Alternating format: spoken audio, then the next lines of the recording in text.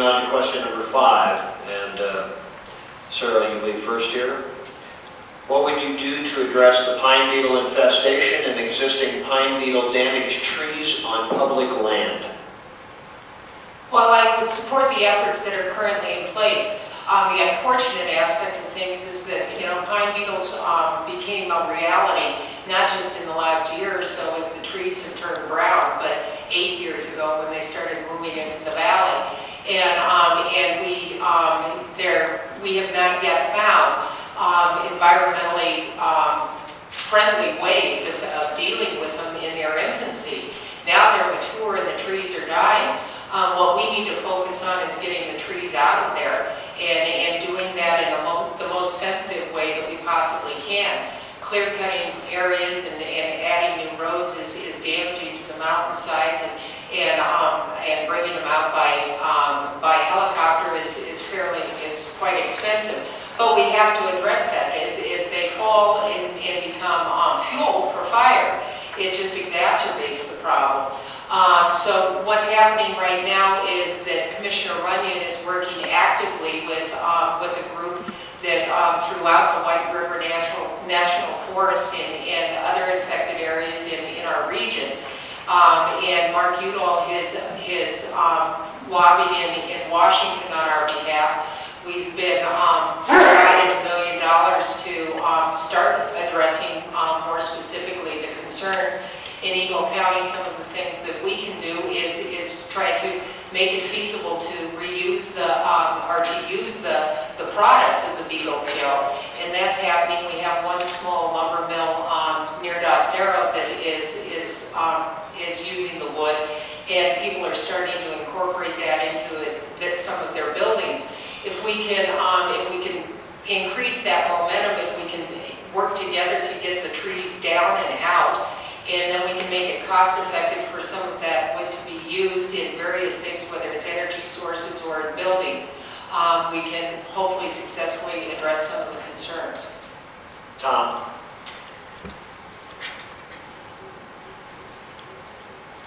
I guess the first thing I do is wish we had a week of about -40-degree temperatures, which is the only thing I understand that will actually do anything to halt the beetle infestation.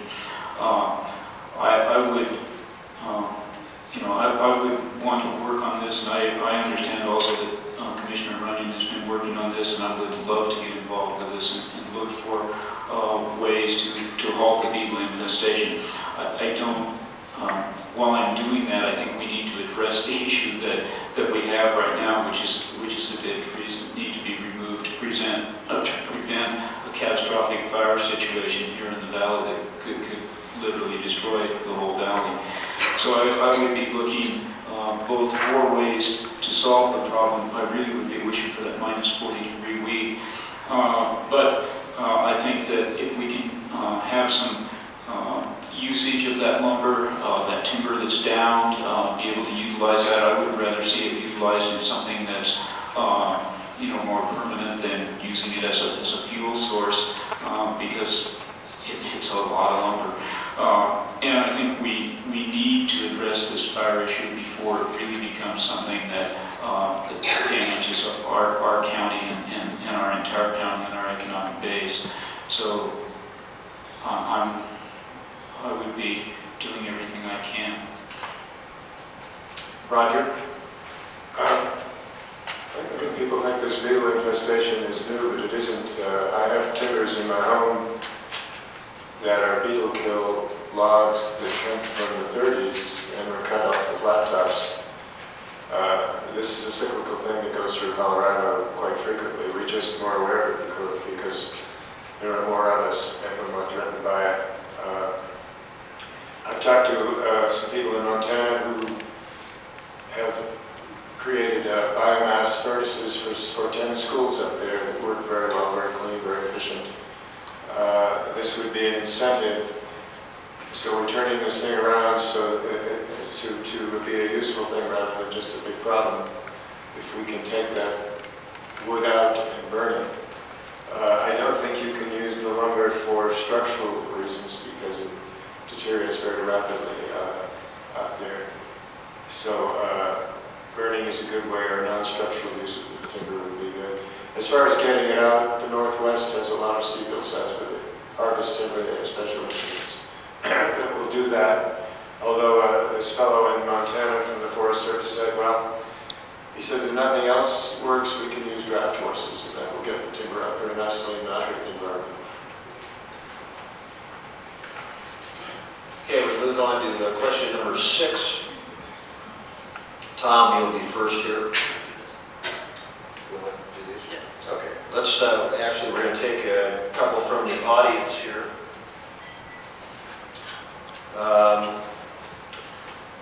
So we'll start with Tom, as I said, and the question is, what do you think about serving without party affiliation as you would under home rule? Having served on the Home Rule Committee and helped to develop the Home Rule Charter, I think it's a great idea at the county level. I think that the issues that our county faces, and we've been trying to discuss those tonight, are not issues that have a national political agenda. I think there's something that needs to be addressed by people who are really concerned about our county and not about their national political affiliation or national issues. So I think that having a nonpartisan home rule offers us the opportunity to address situations without a party relationship, but it also offers people who might not have necessarily come up through a party structure to be able to run for office by being nominated as individual, or by getting petitioned onto the ballot as individuals, rather than as someone who's beholden to a party.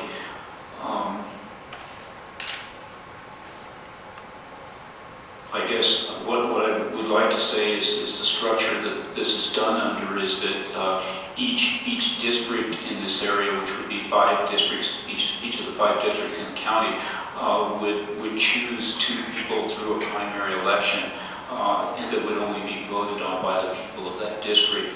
And I think this gives us some good representation from the districts, but the fact that those 2 people from each district will then be voted on by the entire county at large, I think gives us representation that will help us as a county to select all of the commissioners. And I personally would not want to just vote for one commissioner. I prefer being able to vote for all of the commissioners, but I like this idea that they are selected by their district before we take a vote on them. So. Roger? I really like this question, being an independent, because people are saying I'm unelectable because no independent has ever, I think, been elected in this county before. But because I'm independent, I have been able to get both Republican and Democratic support. And I think the issues that we address here are not political and don't lend themselves to political answers. And it's unfortunate if we have people who are going to vote the party line just because they don't know any better and they just cross off Democrat and cross off Republican. That's what happens, and that's what's happened in the past here. But right now there are 10,000 registered independents, 8,000 registered Republicans, and 6,000 registered Democrats. So I'm in a big party and feel good about that. I'm glad to see politics get out of county management. Sir? I wholeheartedly agree with both what Roger said and what Tom said. I think it will be incredibly healthy for Eagle County if we're able to take the partisanship, the labels out of the process. What we need to do is focus on community-wide, county-wide solutions to the issues that we face. We need to come together collaboratively and work in a united way, and a united front to find solutions. And in the divisiveness between the parties and even within the parties is really, it set us back from finding good quality solutions for our future. And I can see nothing but good that would come out of doing away with party labels at the county level.